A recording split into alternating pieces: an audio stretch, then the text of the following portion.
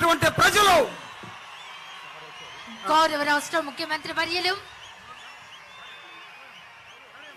అంబేద్కర్ ని ఇదిగో గుండెల్లో పెట్టుకుని జగనన్న జీవితకాలం జ్ఞాపకం చేసుకునే ఒక చారిత్రక ఘట్టం ఈ విజయవాడ నడిబొట్టున, ఈ విజయవాడలో ప్రతి ఒక్కరు తలెత్తుకుని తిరిగేలాగా చూసే ఒక విగ్రహాన్ని నిర్మించినటువంటి ఒక దాతగా, ఒక రాజ్యాంగాన్ని సరైనటువంటి పద్ధతుల్లో పరిపాలిస్తున్నటువంటి ఒక ముఖ్యమంత్రిగా జగనన్నకి స్వాగతం పలుకుతూ ఉంది ఈ డయాసు. జగనన్న కోసం ఈ డయాస్ ఎదురు చూస్తూ ఉన్నది. లైట్ల మీద కింద దిగండి ప్లీజ్, లైట్ల మీద కింద దిగండి. నో దిగండి. ఇక్కడ జగనన్న ఆలోచన విధానం ఏమాత్రం ఎవరికి దూరంగా లేదు.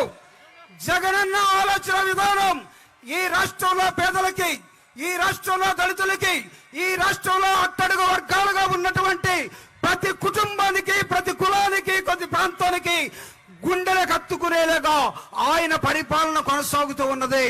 అంబేద్కర్ విగ్రహం అంటే ఈరోజు ప్రతి రాష్ట్రం కూడా ఇదిగో జగన్మోహన్ రెడ్డి గారు ఏ విధంగా నిర్మించాడో ఆ విధంగా మాత్రమే నిర్మించాలని చూసే ఒక సమయాన్ని జగన్మోహన్ రెడ్డి గారు ఇక్కడ ఇవ్వడం జరిగింది. నాకు తెలుసు రాష్ట్రం మొత్తం కొన్ని లక్షల విగ్రహాలుంటే ఆ కొన్ని లక్షల విగ్రహాలని పెట్టినప్పుడు, ఆ విగ్రహాలను చూసినప్పుడు, ఏప్రిల్ 14th వచ్చినప్పుడు మనలో ఒక విద్యుత్ ప్రవహిస్తూ ఉంటుంది. ఆ విద్యుత్తే ఒక జై భీమ్ అనే ఒక రణ నినాదంగా మారుతూ ఉంటుంది.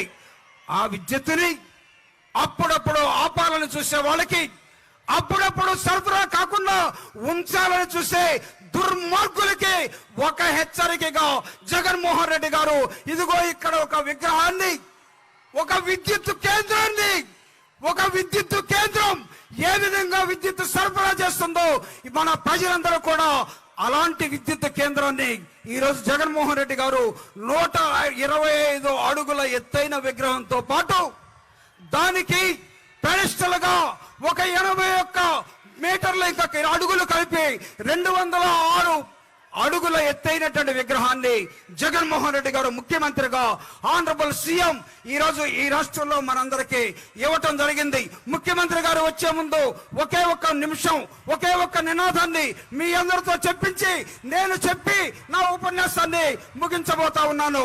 ఇక్కడ జరుగుతున్నది జగన్మోహన్ రెడ్డి గారికి, పెత్తందారులకి, ఈ రాష్ట్రంలో పేదవాళ్ల పక్షాన నిలబడినటువంటి జగన్మోహన్ రెడ్డి గారు ముఖ్యమంత్రిని ఒంటరి చేయాలని, ఆ ఒంటరి చేసి సమూహాలుగా ఈ ఫెడరల్స్ అంతా కూడా ఆయనతో యుద్ధం చేసి ఎన్నికల్లో ఓడించాలని పండుతున్న కుట్రకి ఇదిగో మేమంతా జగన్మోహన్ రెడ్డి గారు సైన్యంగా ఉన్నాం.